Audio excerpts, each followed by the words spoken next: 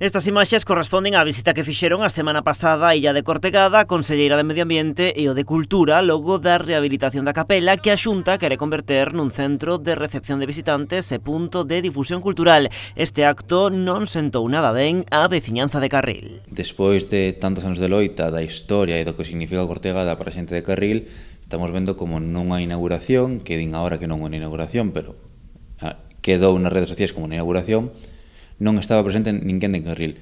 Non estaba, non se invitou nin a veciñanza, porque se non se invita a unha asociación en concreto, pode parecernos mellor ou peor, pero eso xa é cosa nosa. Pero non estaba nin o Concello, nin as asociacións culturais, nin as asociacións que usan Cortegada, a que ensinan, a que fan talleres ali.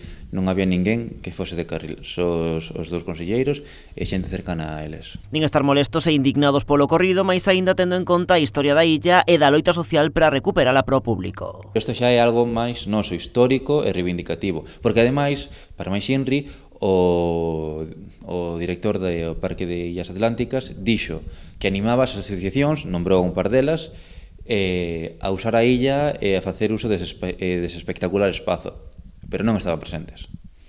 Pide que se use, que se fagan cuestións culturais, que se ensina a illa, pero non se invitan nunha inauguración. O colectivo Así Todo ve con bos ollos os usos futuros que se llevan dar a capela, que eran o motivo desa visita dos dous conselleiros. Creen que é unha boa oportunidade para Carril, pero reivindican que sirva tamén para recuperar a súa historia. Debería ser cuestións culturais cercanas a Carril, ou que se non son cercanas, que sexan dun atractivo especial.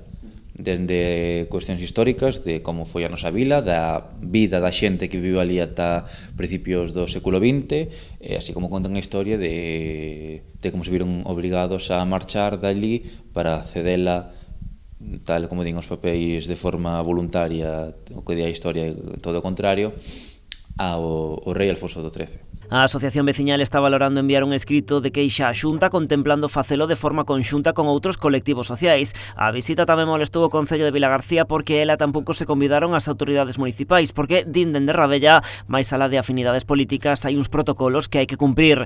O BNG tamén emitiu hoxe un comunicado lamentando o que consideran un uso partidista por parte do PP dun acto en Cortegada, do que din quedaron excluídos os que deberan ter sido os auténticos protagonistas, os veciños e veciñas de Carril.